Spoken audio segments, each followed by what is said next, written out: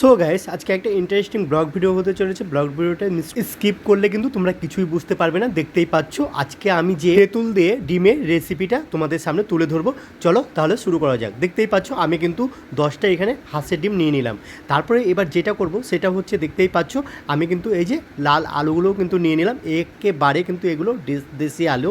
তো যাই হোক না কেন বন্ধুরা, এই আলুগুলো কিন্তু আমি বেছে বেছে নিচ্ছিলাম। বেশিরভাগ ছোটো আলুগুলোই কিন্তু আমি নিচ্ছিলাম, ঠিক আছে। তারপর কিন্তু দাদাভাই ব্যাগে ভরে দিল। তারপর দেখতেই পাচ্ছ আমি লঙ্কার দোকানে চলে গেলাম। আর কত সুন্দর লঙ্কা, একেবারে নকনকা, এগুলো কিন্তু ডাসা লঙ্কা। তো দেখতেই পাচ্ছ আমি কিন্তু 1 কেজি নিয়ে আসলাম। এবার দেখো ডিমটা কিন্তু আমি নিয়ে চলে আসলাম। দেখতেই পাচ্ছ ডিমের গায়ে কিন্তু অসংখ্য নোংরা জড়ানো। তো যাই হোক আমি কিন্তু এগুলো কিন্তু মানে ভাপাতে দিলাম মোটামুটি 20 মিনিটের জন্য। বন্ধুরা আমি তো ডিমটাকে সেদ্ধ করতে দিলাম। কিসের জন্য বলুন তো, মানে লবণ দিয়ে সেদ্ধ করলে কি না তাড়াতাড়ি সেদ্ধ হয়ে যায়। তারপর বন্ধুরা দেখতেই পাচ্ছ সোমনাথ আর আমার মা আর আমার এই ভাতিজা কিন্তু চলে এলো। এ দেখো লঙ্কাগুলোকে আমি কিন্তু এই যে বোটা ছাড়িয়ে নিচ্ছি। কিসের জন্য বলো তো, আমি 1 কেজি লঙ্কা মোটামুটি 10 দিন চলে যায়, এই জন্য কিন্তু বোটা ছাড়িয়ে রাখে। আর এই যে গপু সোনা খুবই দুষ্টু, ঠিক আছে।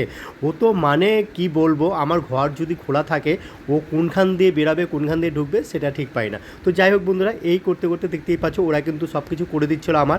আর এই করতে করতে এই যে ভাতটাও কিন্তু আমি চাপিয়ে দিয়েছি অলরেডি। আর এই যে সোমনাথ, ওর কিন্তু অনেক খিদে পেয়ে গেছে সোমনাথের। কিসের জন্য বলুন তো, সোমনাথকে আমি কিন্তু আজকে ইনভাইট মানে করেছিলাম আমার বাড়িতে। আর কথা হচ্ছে কি, এই সোমনাথ যেটা খাবে সেটা তোমরা দেখলে কিন্তু মানে আশ্চর্য হয়ে যাবে আর কি। তো সোমনাথ যেটা খাবে সকাল সকালে, এই দেখো ফুচকা।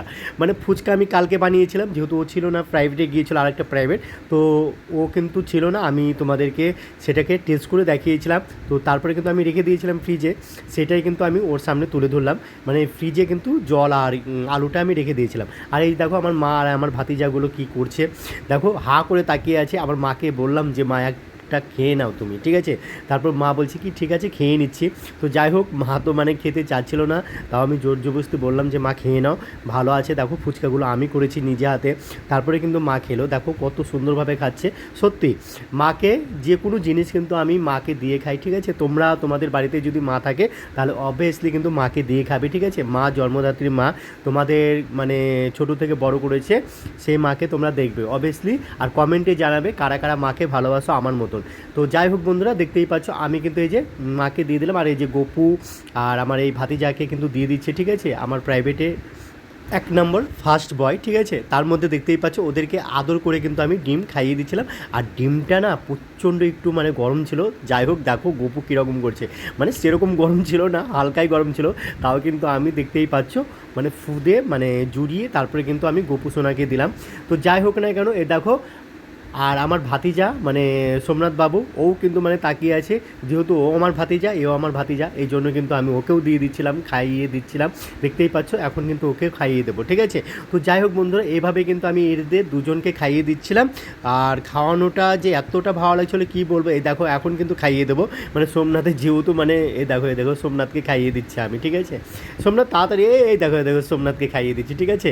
তো যাই হোক না কেন বন্ধুরা, এদেরকে খাইয়ে যে এতটা ভালো লাগছিলো কী বলবো, আমার খুব ভালো লাগে এদেরকে খাওয়াতে। তো যাই হোক বন্ধুরা, তোমরা কে কে ভাতিজাগুলোকে এইভাবে আমার মতন খাওয়াও অবশ্যই কমেন্টে জানাবে, ঠিক আছে।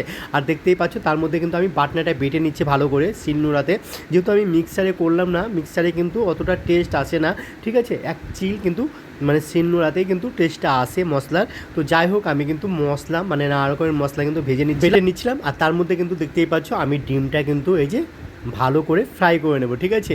আর ফ্রাই করা ডিম না খেতে খুবই ভালো লাগে। কার কার ফ্রাই করা ডিম খেতে ভালো লাগে অবশ্যই কমেন্ট করে জানাবে, ঠিক আছে বন্ধুরা। আর দেখতেই পাচ্ছ মমিতাকে কিন্তু আমি ডাকছি, ঠিক আছে। আর মমিতা বলছে আমার তো ফ্রাই করা ডিম প্রচণ্ড পছন্দ, এই জন্য কিন্তু ওকে ডাকছিলাম বারবার, ঠিক আছে। তোমরা একটা শর্ট ভিডিওতে দেখতে পাবে, যেহেতু মমিতাকে আমি ডাকছি ডিমটা খাওয়াচ্ছি, এই শর্ট ভিডিওতে দেখতে পাবে। তো যাই হোক বন্ধুরা, ডিমটা কিন্তু আমি ফ্রাই করে নিচ্ছিলাম, ভালো করে ফ্রাই করতে হবে। আর এমনি কাঁচা ডিম কিন্তু অতটা ভালো লাগে না। এই দেখো ভালো করে ফ্রাই করে নিলাম আমি, ঠিক আছে। এবার আমি যেটা করব সেটা হচ্ছে, তোমরা তো দেখলে একেবারে মাখো মাখো ভাব করবে, ঠিক আছে। দেখতেই পাচ্ছ যেহেতু বন্ধুরা আমি ফোড়নে কিন্তু একটা লঙ্কা, শুকনো লঙ্কা আর একটা কিন্তু তেজপাতা, আর দেখতেই পাচ্ছি ফোড়নে দিয়ে দিয়েছিলাম কাঁচা জিরে। তার মধ্যে দিয়ে দিচ্ছি আমি আলু। এই গোটা গোটা আলুগুলো এত সুন্দর লাগে খেতে কী বলবো এই শীতের দিনে। কারা কারা আমার মতন আলু খাও অবশ্যই কমেন্ট করে জানবে। আর এই দেখো ডাকসা লঙ্কাটা কিন্তু আমি দিয়ে দিলাম, ঠিক আছে, চিড়ে দিয়ে দিয়েছি।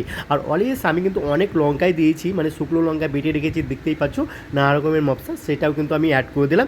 এটাকে ভালো করে কিন্তু এখন আমি কষিয়ে নেবো, ঠিক আছে। আর আর এতটা সুন্দর মানে স্মেল বেরোচ্ছিলো, মানে আমি যখন কষাচ্ছিলাম আর কি তখন কিন্তু স্মেলটা খুবই সুন্দর বেরোচ্ছিলো। ঠিক আছে বন্ধুরা, মনে হচ্ছে কষানোটাই খেয়ে নিই। তো যাই হোক, আমি কষানো 2-1 পিস আমি মৌমিতার জন্য রেখে দিয়েছিলাম, আমার ভাতিজাগুলোও খেয়েছে। তো যাই হোক, ওরা কিন্তু খেয়ে বলছিল কাকা খুবই সুন্দর হয়েছে, আর একটা দাও। আমি বললাম কি না না, এগুলো ঝোলের, ঠিক আছে ঝোলে দিতে হবে, এই জন্য কিন্তু ওদেরকে আর না দিয়ে আমি ঝোলটা দিয়ে দিলাম, মানে জলটা আর কি। তো আমি সামান্য পরিমাণে জল দিয়েছিলাম, তারপর কিন্তু দেখতেই পাচ্ছ আমার মাকেই একটা ডিম দিয়ে খেতে দিলাম। মা খাচ্ছিল না, মা বললো কি খেয়ে এসেছি, যেহেতু আমার দাদার বাড়িতে খায়, তো বললো খেয়ে এসেছি। আমি বললাম কি না না, তুমি আমার বাড়িতেও খাবা, ঠিক আছে। তো যাই হোক, আমি তো সবসময় বাড়িতে থাকি না, এই জন্য কিন্তু আপ্যায়ন করতেও পারি না মাকে। তো তোমরা কারা কারা তাও যতটা আমার সম্ভব ততটা কিন্তু আপ্যায়ন করি। তো বন্ধুরা, তোমরা তো জানো আমার শ্যুটের জন্য জায়গায় জায়গায় যেতে হয়, আমি তো বাড়িতে থাকি না ঠিকঠাক টাইম মতন। তো আমি কোথাও দার্জিলিং, কোথাও হয়তো মেঘালয়, নানা রকমের জায়গাতে আমি যাই শ্যুটের জন্য, ঠিক আছে। আমার যেহেতু মানে শ্যুটিং থাকে, এই জন্য কিন্তু আমার নানা রকম জায়গাতে যেতে হয়। তো এই জন্য মাকে সেরকমভাবে কিন্তু আমি কাছে পাই না সবসময়, যখনই পাই তখনই কিন্তু মাকে ভালো মতন খাওয়াই আমি, তোমরা জানোই, সেটা দেখেওছো অন্য অন্য ব্লগ ভিডিওতে। তো যাই হোক বন্ধুরা, এবার কিন্তু আমি যেটা করলাম সেটা কিন্তু আমি বিরিয়ানি মৌমিতাকে খাওয়াবো বলে, ঠিক আছে। তো দেখতেই পাচ্ছ মৌমিতাকে কিন্তু আমি খাওয়ানোর জন্য অলরেডি সব কিছু রেডি করে নিলাম। আর এই যে গোটা আলু দিয়ে কিন্তু মেখে ওকে খাইয়ে দেবো, যেহেতু ওর প্রচণ্ড জ্বর, ও খেতেই পারছিল না কিছু, ঠিক আছে। এই জন্য কিন্তু ওকে মানে খাইয়ে দিচ্ছে। আর হাসছে, দেখো মৌমিতা হাসছে। তো আমি যাই, বারবার ডাকছি কিন্তু মৌমিতাকে। তো মৌমিতা বললো ঠিক আছে তুমি ডাইনিংয়ে গিয়ে বসো, তারপর কিন্তু আমি আসছি, ঠিক আছে। তো মৌমিতা চলে আসলো, তারপর কিন্তু ওকে মাখিয়ে কিন্তু আমি খাইয়ে দিলাম। তো খাওয়ানোর পর যেটা হয়েছিল বন্ধুরা, সেটা হচ্ছে খুবই একটা মানে হাস্যজনক কথা, ঠিক আছে। মৌমিতা বলছে কি, যখন থেকে জ্বর তখন থেকে তুমি আমাকে এতটা কেয়ারিং করো কেন, তাই বলো আগে। আমি বলি কি দেখো, তুমি আমার বউ হও, ঠিক আছে, তোমাকে কেয়ারিং করবো না? তুমি আমার বউ হও বলে তোমাকে আমি কেয়ারিং করি। আর কথা হচ্ছে কি, যখন আমার হবে, ঠিক আছে, তুমি তো আমাকে কেয়ারিং করবে, তাই না? তো বলছিল কি হ্যাঁ সেটা তো আছে, তাহলে তো তোমাকে যদি এই টাইমে যদি কেয়ারিং না করি তাহলে কাকে করবো বলো?